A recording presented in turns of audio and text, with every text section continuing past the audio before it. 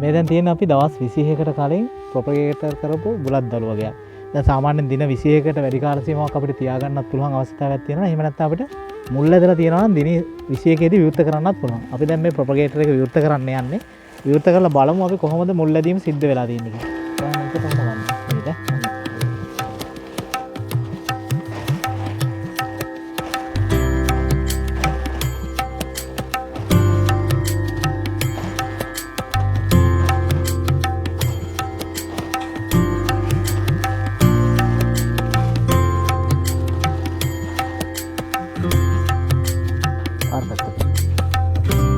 දැන් සාමාන්‍ය අපි ප්‍රොපගේටර් කරාට පස්සේ හරියට මුල් ඇදීම සිද්ධ වෙනවා මෙන්න මේ විදිහට. අපි වතුර එළියට එන්න සිදුරු කරලා තියෙන සිදුරු වලින් මුල් අනිවාර්යයෙන්ම එළියට පැනලා තියෙන්න ඕනේ.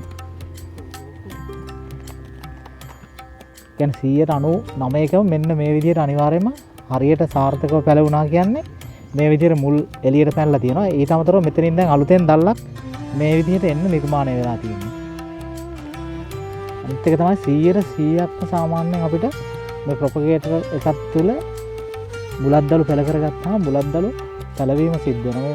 දැන් අපි බලපුවම හැම පොට්ටේකම මෙන්න මේ විදිහට එළියට අනිවාර්යයෙන්ම මුල් ඇවිල්ලා තියෙනවා. දැන් සාමාන්‍යයෙන් දින අපිට මේකේ 30ක් 35ක කාල සීමාවක් වුණත් තියා ගන්න පුළුවන්.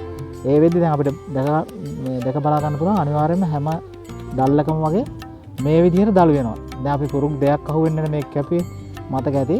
දැන් ප්‍රොපගේටර් එකක් තුළ තියෙන වාසිය තමයි අනිවාර්යයෙන්ම 100%ක්ම බුලත් දළු ගම්බිරිස් බුලත් දළු මල් විසිතුරු මල් ඒ වගේ හැම දෙයක්ම අපිට පැල කරගන්න පුළුවන් හැකියාව තියෙනවා. ඒ හැම එකම සාමාන්‍යයෙන් 100%ක් මුල් ඇදීම සිද්ධ වෙනවා.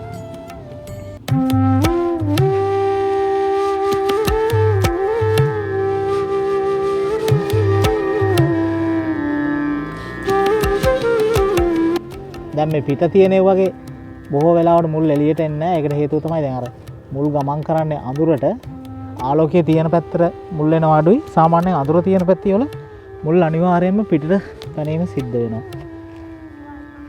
මේ තියෙන මෙන්න මේ විදිහට මුල් අනිවාර්යයෙන්ම එළියට එනවා.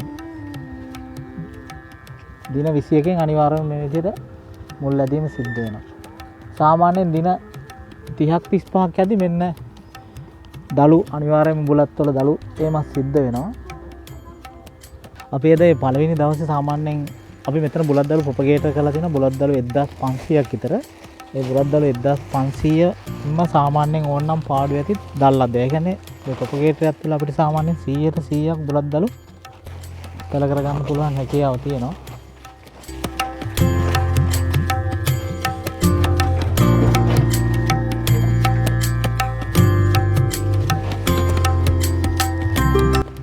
දැන් මෙතන ප්‍රොපගේටර් දෙකක් තමයි තිබෙන්නේ. දැන් මේ ප්‍රොපගේටර් එකේ තියෙන දළු ප්‍රමාණය ටිකක් අඩුයි. අපි එහා පැත්තේ තිබිච්ච ප්‍රොපගේටර් එකේ තියෙන දළු ප්‍රමාණය වැඩි. මේ දෙකම අපි එක දවසේ තමයි සාමාන්‍යයෙන් අතු පැල කිරීම සිද්ධ කරගෙන වැල් පැල කිරීම සිද්ධ කරේ.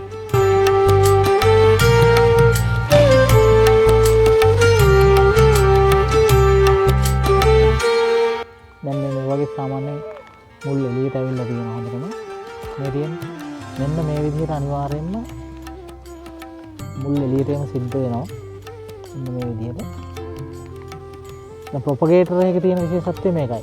අපි දාන අත්ත හරි වැල හරි ඒ දැල්ල හරි දවස් 21 යද්දී අනිවාර්යයෙන්ම මුල් ඇදීම සිද්ධ වෙනවා. ඊට අමතරව කොළයක්වත් මේ ප්‍රොපගේටර් එකක් ඇතුලේ හැලෙන්නේ නැහැ. ඉතින් මේ විදිහට තමයි සාමාන්‍යයෙන් විසිතුරු මල් බුලත් ගම්බිරිස් ඒ සියල්ලම පැල කරගන්නේ.